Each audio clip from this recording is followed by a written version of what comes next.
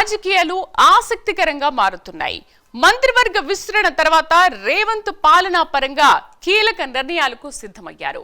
ప్రధాన ప్రతిపక్షం బీఆర్ఎస్ లో వరుసగా చోటు చేసుకుంటున్న పరిణామాలు, కవిత తిరుగుబాటు, కేసీఆర్ కేటీఆర్ విచారణ ఎదుర్కొంటున్న వేళ రేవంత్ రాజకీయంగా తన పట్టును నిరూపించుకోవాలని భావిస్తున్నారు. మంత్రివర్గ భేటీలో సంచలన నిర్ణయానికి సిద్ధమయ్యారు. ఇదే సమయంలో ఆసక్తికర పోరుకు సర్వం సిద్ధమవుతోంది. స్థానిక సంస్థల ఎన్నికల నిర్వహణ దిశగా రేవంత్ ప్రభుత్వం కసరత్తు చేస్తోంది.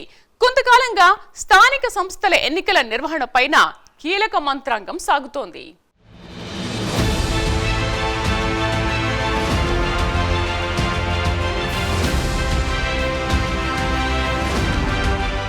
స్థానిక సంస్థల ఎన్నికలను నిర్వహించేందుకు రాష్ట్ర ప్రభుత్వం సన్నద్ధమవుతోంది. ఇప్పటికే ప్రభుత్వ అధికారులకు ఆదేశాలు జారీ చేసినట్టు సమాచారం. కాగా రాష్ట్ర ప్రభుత్వం స్థానిక సంస్థల ఎన్నికలు ఎప్పుడు నిర్వహించినా ఎదుర్కొనేందుకు అన్ని రాజకీయ పార్టీలు సమాయత్తమవుతున్నాయి.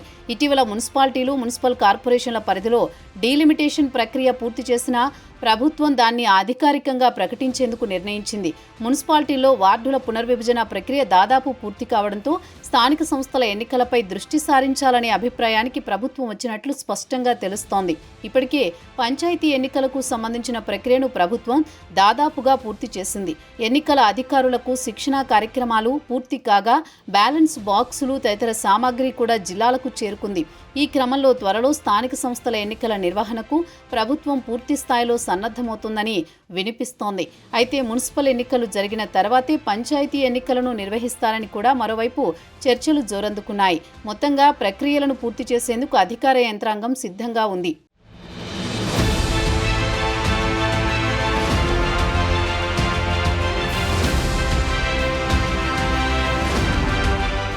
రాష్ట్ర ప్రభుత్వం మున్సిపల్, పంచాయతీ ఎన్నికలకు సిద్ధపడుతుండటంతో బీసీ రిజర్వేషన్ల సంగతి ఏంటని ప్రశ్నలు ఉత్పన్నమవుతున్నాయి.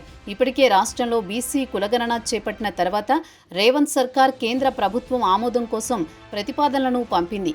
బీసీలకు 42% రిజర్వేషన్లు కూడా రాష్ట్ర ప్రభుత్వం ఖరారు చేసింది. అయితే తెలంగాణ ప్రభుత్వం 42% రిజర్వేషన్లను బీసీలకు ప్రతిపాదించినందున అది స్థానిక సంస్థలకు కూడా వర్తిస్తుందా అన్న సందేహాలు తలెత్తుతున్నాయి.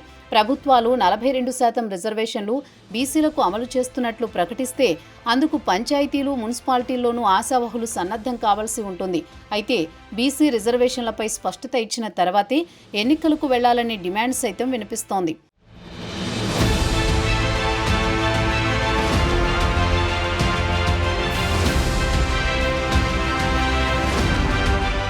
ఈ నెలాఖరులోగా స్థానిక సంస్థల ఎన్నికల స్కెడ్యూల్ విడుదల చేసే అవకాశం ఉందని తాజాగా మంత్రి పొంగులేటి చేసిన వ్యాఖ్యలతో స్పష్టత వస్తోంది. ముందుగా జెడ్పీటీసీ, ఎంపీటీసీ ఎన్నికల నిర్వహణకు సిద్ధమవుతున్నారు. కేబినెట్ భేటీలో పూర్తిస్థాయిలో చర్చించి తుది నిర్ణయం తీసుకోనున్నారు. స్థానిక సంస్థల ఎన్నికల నిర్వహణకు ఇదే సరైన సమయంగా సీఎం రేవంత్ రెడ్డి భావిస్తున్నారు. ఇటీవల 3 మంత్రులుగా ప్రమాణ స్వీకారం చేశారు. కులగణన తర్వాత క్షేత్రస్థాయిలో కాంగ్రెస్కు ఆశాజనకంగా పరిస్థితి ఉందని అంచనా వేస్తున్నారు. మంత్రివర్గ విస్తరణలో వ్యూహాత్మకంగా సామాజిక సమీకరణాలు అమలు చేశారు.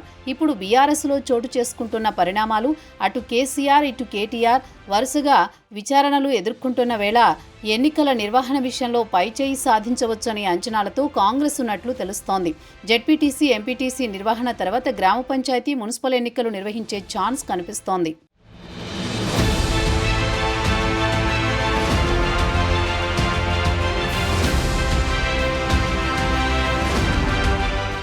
గెలుపుపై ధీమా, అదే సమయంలో రిజర్వేషన్ల ఆధారంగా అభ్యర్థుల ఎంపిక ఉండనుంది. ఇక జూలైలోనే ఎన్నికల నిర్వహణపై స్పష్టత వచ్చే ఛాన్స్ ఉంది.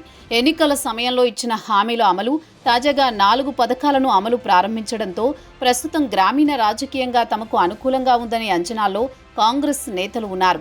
దీంతో ఎన్నికలకు సిద్ధమవుతున్నారు. అదే సమయంలో కాంగ్రెస్ ప్రభుత్వంపై గ్రామీణ ప్రజల్లో వ్యతిరేకత ఉందని, వచ్చే అన్ని ఎన్నికల్లోనూ సత్తా చాటాలని బీఆర్ఎస్ ప్రయత్నిస్తోంది. దీంతో ఇప్పుడు ఎన్నికల సమరం తెలంగాణలో మరోసారి రాజకీయంగా ఉత్కంఠ పెంచుతోంది.